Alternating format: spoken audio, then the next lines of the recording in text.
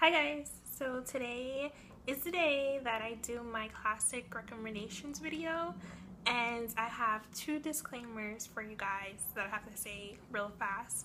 One, I'm sick because right now in this time period is when the weather is changing, when summer, which never came by the way, is becoming fall, and so I am feeling the effects of that in full swing. It doesn't really sound like it, but I am, trust me. And so just so you should know that. And then the second thing is that I don't really have the books to show you the actual physical copy of the books. I couldn't find them. I have no clue where they are. I could only find one book. So I'm sorry about that you don't have the visual to see, but I do own them. I just have no clue where they are. Sorry. So the first book is The Phantom of the Opera by Gaston LeRoux. Okay, I was really going to try to pronounce it like in a French accent, but I don't speak French, so it would be pronounced wrong anyway.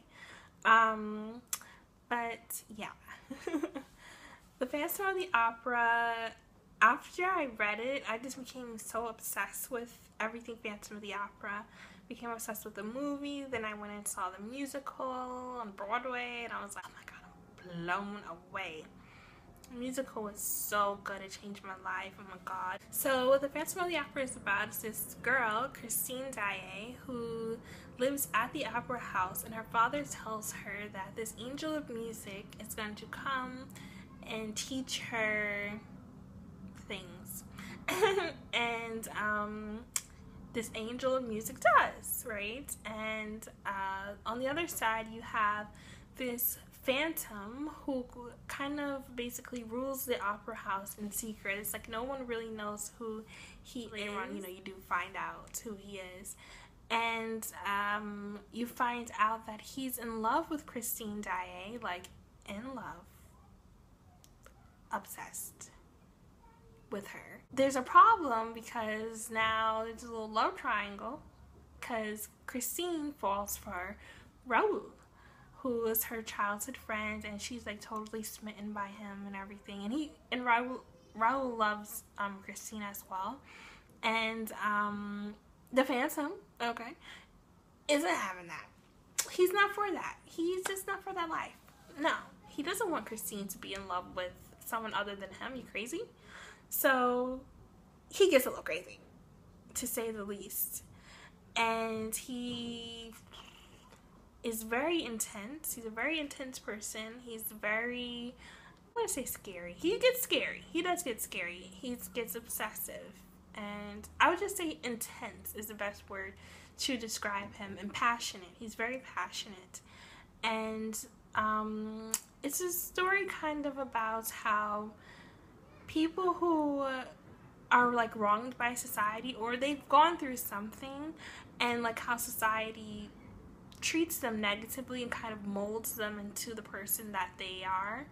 So it's really, really, really good, and it's like really intense. So if you like intense characters that are like, oh my god, you will like The Phantom of the Opera. And the Phantom, or his name is Eric, he reminds me a lot of the guy from this book right here, Wuthering Heights by Bronte. Wuthering Heights is my favorite book of all time, basically. It's the best book ever. Oh my god, this book changed my life. I love it so much. I would say that if you tried to read Wuthering Heights and maybe you didn't like it, try again. You have to try again because it's so super good.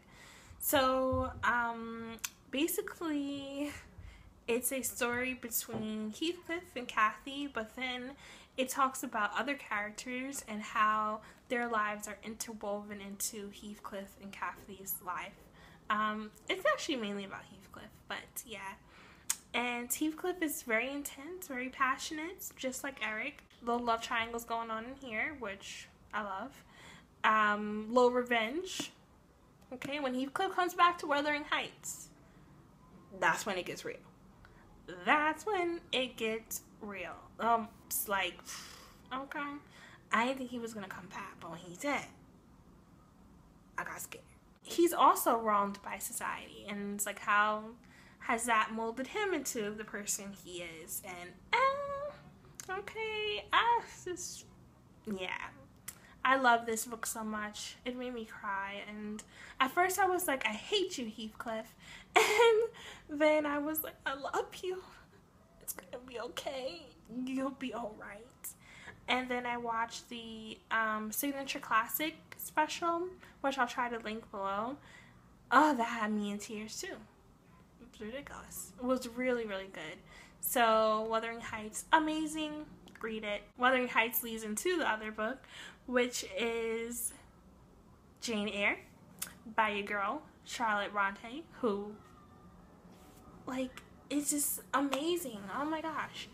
Only thing I can say about Jane Eyre is that it's amazing and it's beautifully written, and it's one of the best books ever in the history of books. Alright, Jane Eyre follows this girl. Obviously her name is Jane Eyre, and she falls in love with Mr. Rochester.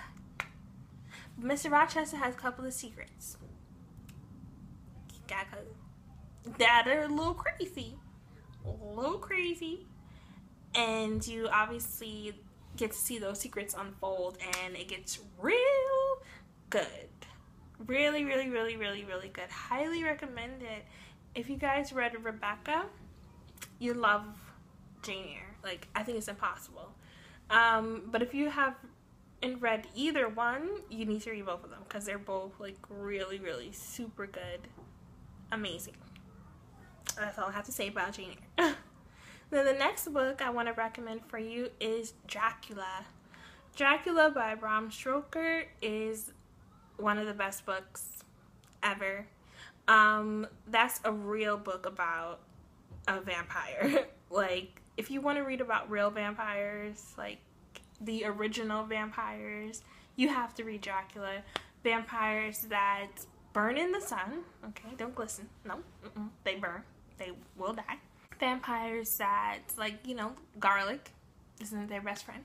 You know, vampires who freak you out, who drink blood, like, who will kill you for, you know, to feed their thirst for blood. I recently watched this preview for this movie called Dracula Untold, I think. I'll leave the link below. It looks really cool, by the way. Looks really cool. And yeah, those are my recommendations. I'm sorry I didn't really say too much about them, but I just think that they're so good, and because they're so good, it's really hard to describe them, except to say that you have to read them. So yeah, that's it. That's the end of the video. See you guys later.